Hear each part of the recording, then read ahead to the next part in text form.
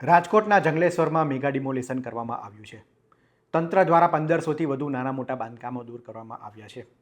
ત્યારે રાજકોટ મેયરના પતિ દ્વારા પણ ગેરકાયદેસર બાંધકામ કર્યું હોવાના આરોપ લાગી રહ્યા છે. નંદુબાગ વિસ્તારમાં રાજકોટ મેયરના પતિ વિનોદ પેઢડિયાએ ગેરકાયદેસર 2 માળનું કોમર્શિયલ બાંધકામ ઊભું કરી દેવાનો આરોપ લાગ્યો છે. ત્યારે સવાલ એ છે કે એક તરફ ગરીબોના નાના મોટા બાંધકામો સરકારે દૂર કર્યા છે, ત્યારે મોટા માથાઓ માટે રામ નજર કેમ? શું ફક્ત નિયમો નાના માણસો માટે જ છે? નાના ગરીબોના બાંધકામો તો સરકારે તોડી નાખ્યા, પરંતુ આ મોટા માથાઓના બાંધકામો સરકાર ક્યારે તોડશે? 1997માં બનેલી આ સોસાયટીમાં 2017 અને 2022 એમ 2 વખત એનએની પરમિશન એ રદ થઈ ચૂકી છે. આરોપ તો એવો પણ છે કે રાજકોટ મેયરના પતિ કોર્ટમાંથી કેસ પણ હારી ગયા છે, તેમ છતાં બાંધકામ કોની રહમ નજર હેઠળ ઊભું કરી દેવામાં આવ્યું? 2 માળનું કોમર્શિયલ બાંધકામ ઊભું કરી દેવામાં આવ્યું છે, ત્યારે તંત્ર શું કરી રહ્યું હતું? જો પૂરતા કાગળિયા ના હોય તો પણ આ બાંધકામ ઊભું કરી દેતા અનેક સવાલ ઉઠી રહ્યા છે.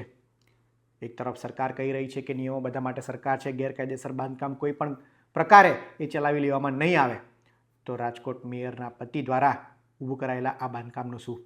રાજકોટના મેયર નૈના પેઢડિયાના પતિ વિનોદ પેઢડિયાનો એવું કહી રહ્યા છે કે આ અમારા પૂર્વજોની જમીન છે. તો એમ તો જંગલેશ્વર વિસ્તારમાં લોકો પણ એવું કહી દેશે કે આ અમારા પૂર્વજો અહીંયા રહેતા હતા, પૂર્વજોની જમીન છે. શું આ આધારે નિયમો નક્કી થશે? તમારી પાસે પૂરતા કાગળિયા નથી, તમે ગેરકાયદેસર બાંધકામ કરી નાખ્યું છે, અને તેમ છતાં સરકાર આ ખાડા કામ કરે એ કેટલું યોગ્ય છે? નિયમો શું સામાન્ય નાગરિક માટે જ છે? સામાન્ય નાગરિકોએ નાના મોટા બાંધકામ કર્યા હતા, એ તમે તોડી નાખ્યા, તો રાજકોટના મેયર છે એટલે શું તંત્ર બાંધકામ ખસેડવામાં ઢીલ અપનાવે છે? વિપક્ષનો પણ આરોપ છે કે ઘણા ટાઈમથી આ પ્રકારના બાંધકામ કરી દેવામાં આવ્યા છે, કોર્ટમાં કેસ હારી જાય છે, તેમ છતાં આ પ્રકારના બાંધકામ કરી નાખવા એ શું મેયરની દાદાગીરી દર્શાવે છે? આ અંગે જ્યારે કલેક્ટરને પૂછવામાં આવ્યું ત્યારે તેમણે શું કહ્યું તે પણ સાંભળો.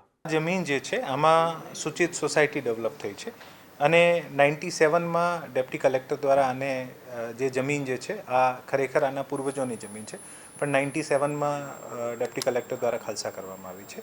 અને આના પછી આ લોકોએ 2017માં આને માટે એપ્લિકેશન મૂકી હતી, જે રિજેક્ટ થઈ છે.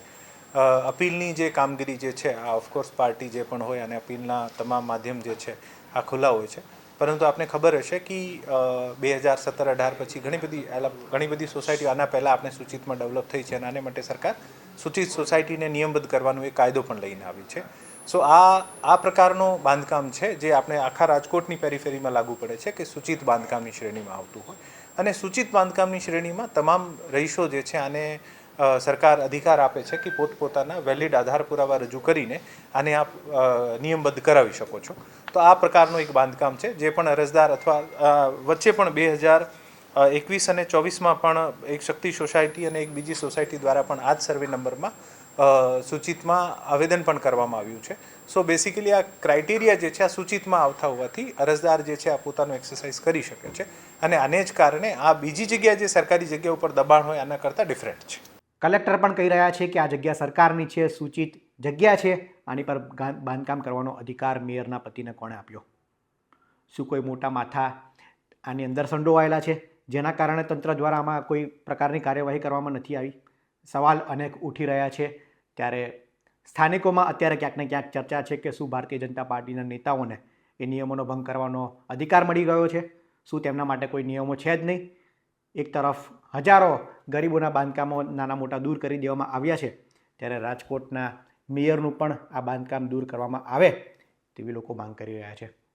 આગામી સમયમાં તંત્ર આ મામલે નિર્ણય લેશે કે નહીં તે જોવું રહ્યું. આ અંગે શું માની રહ્યા છો તે અમને કોમેન્ટમાં જરૂર જણાવશો. આવા જ ઇન્ફોર્મેટિવ વિડીયો માટે વીટીવી પંચાયત જોતા રહો. ધન્યવાદ.